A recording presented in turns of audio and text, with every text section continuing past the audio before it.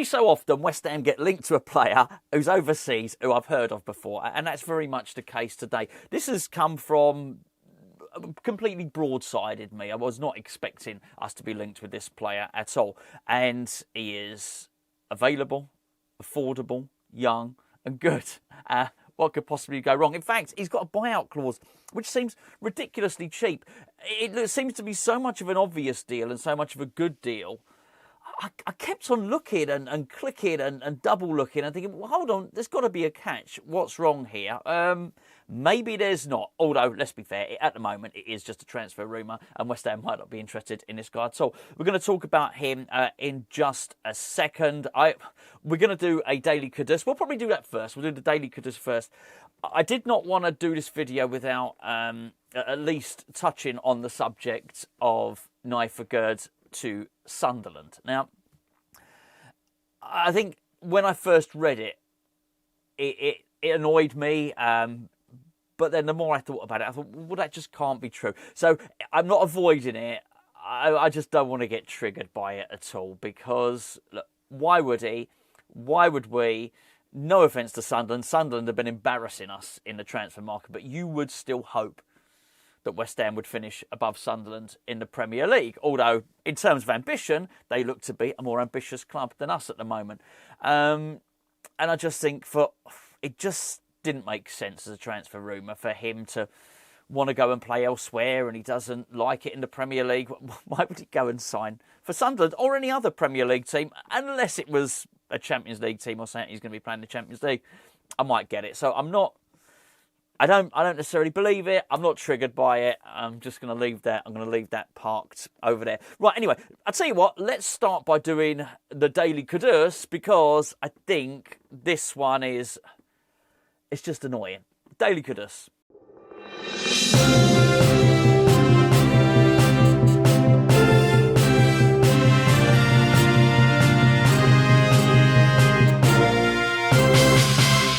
Okay, so here we are.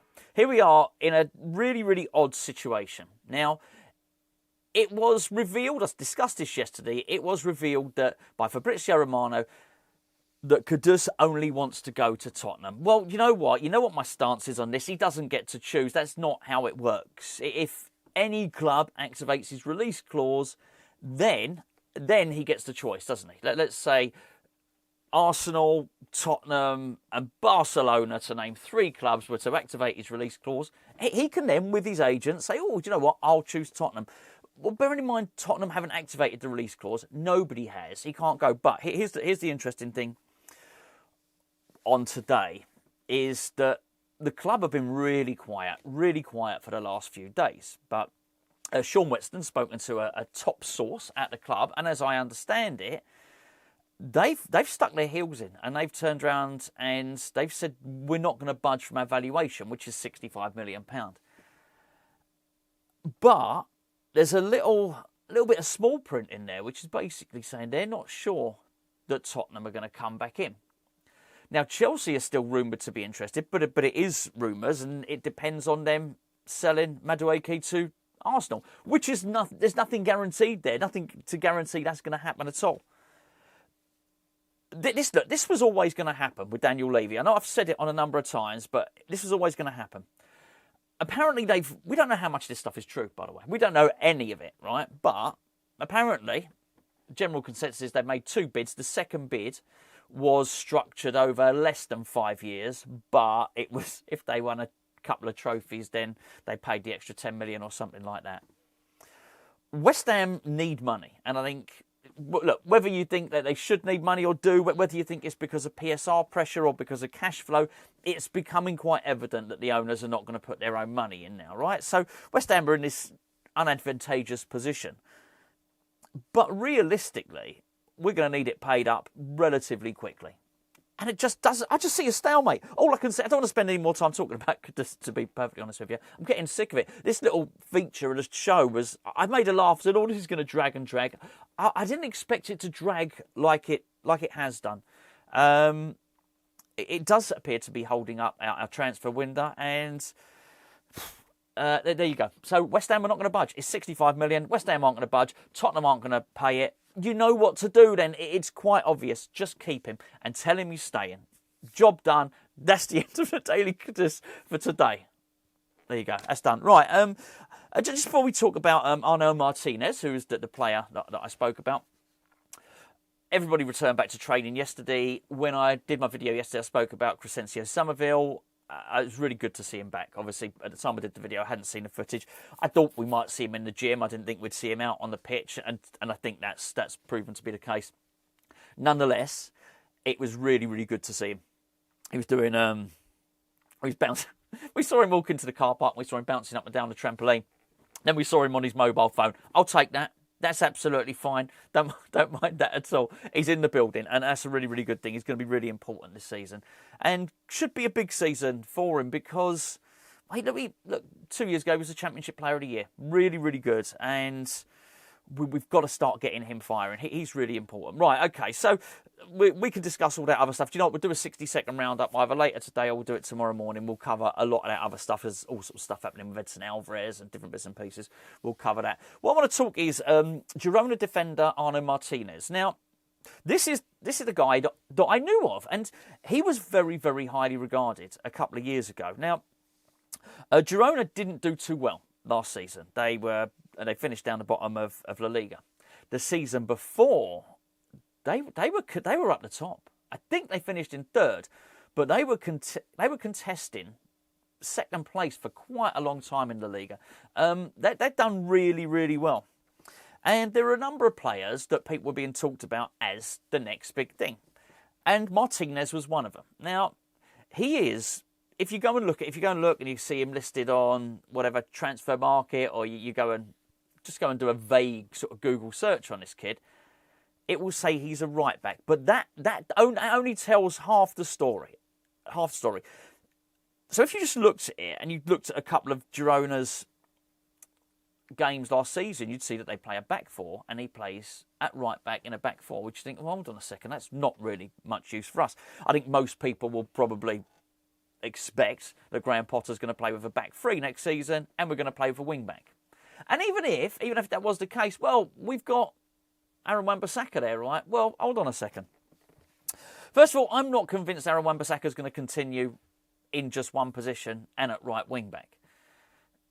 I know I've said it on a number of occasions, to go back to someone I've already mentioned in this video, Crescencio Somerville. Somerville, on Potter's first game, played at right wing back. I think, judging by what we can see, and we'll never know what was going to happen because you're injured in that game, so we never saw Potter's full idea play out to its maximum extent. We never saw it get to the end. But it looked to me, at least, like Aaron Wan-Bissaka was going to be the right centre-back. Yes, I know we've got Jean-Claude Todibo, but just bear with me here. So I'm not at all convinced that when Potter came in, Aaron Wan-Bissaka was his choice of right wing-back. Now, it may well be that he was so outstanding last season that Wan-Bissaka may have played him into that position. You could make that argument. But I also think Wan-Bissaka is outstanding in pretty much every position that he's played in, which gives us wonderful flexibility. And that's what I want to talk about with Martinez here, because that only tells half the story.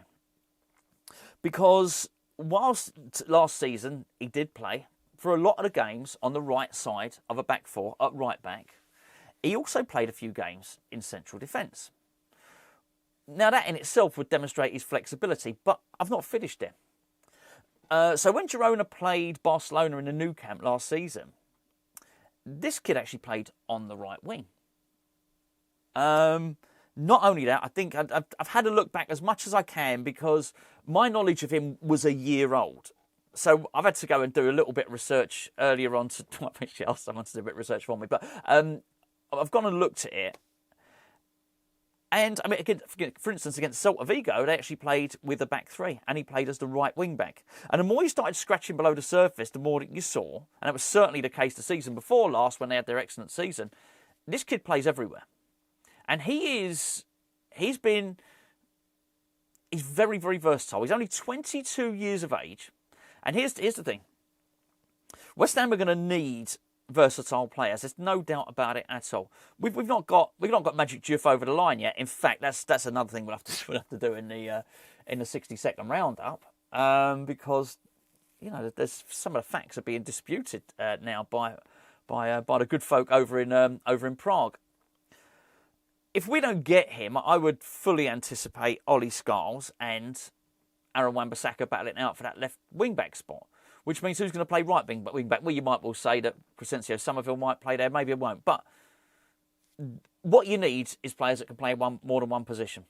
And this kid can do it. I say kid. He's 22 years of age. £14 million. €14 million. Got to get that right. A buyout clause. Well, that's affordable. He's available.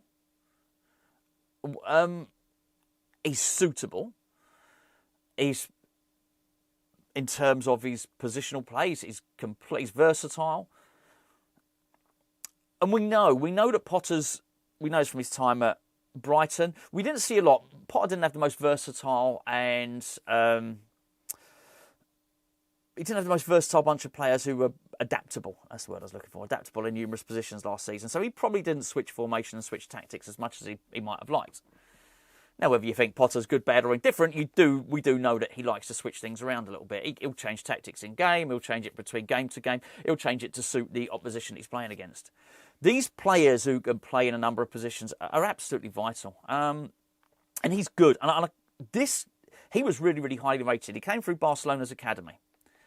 And he was so highly rated, Martinez, that if you go back a year ago, he was linked with a move back to Barcelona. He was also linked with, go back to about January, he was linked with, when it became obvious that Trent Alexander-Arnold was not going to stay at Liverpool, he was linked with a move there as well.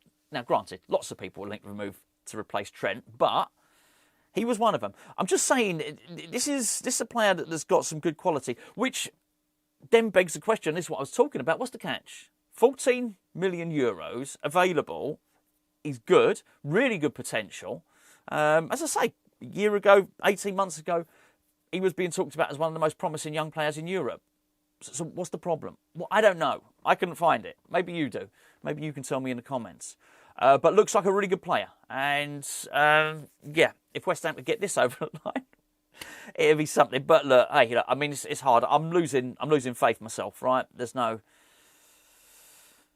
hiding it. There's no hiding that fact. I'm losing faith in West Ham getting some deals over the line. It was weird listening to. Well, Reedy hasn't listened to him. Potter put a good spin on it. It's good to have all the players back. Bowen put a good spin on it, but it must have been disappointing walking into that training ground for both of them. You want to see new players. Particularly you want to see new players who can do some stuff that maybe some people at the club can't do. Would have been really, as I mentioned yesterday, really good for the youngsters. Really good for Freddie Potts and Callum Marshall and George Urphy, and also for people like Caelan Casey, Ollie Scholes, and Lewis Orford to see the other youngsters coming back. There's a chance for them to impress. There really is, but you can't beat having that new signing, that new exciting signing, walking in and look. Well, hopefully you've gathered by this video. I'm pleased. I am pleased to see Crescencio Somerville. And maybe you could say he's like a new signing. But I don't want that. That's a get-out-of-jail-free card. I don't want that to be used as you can be excited about seeing him, but I don't want the board to be able to use it as a get-out-of-jail-free card. Well, he's like a new signing. Oh, and Todibo, he's a new signing. Well, no, he's not. He was here last season. They were both here last season. We need new signings. We need to get them done. Arnau Martinez, I like this kid.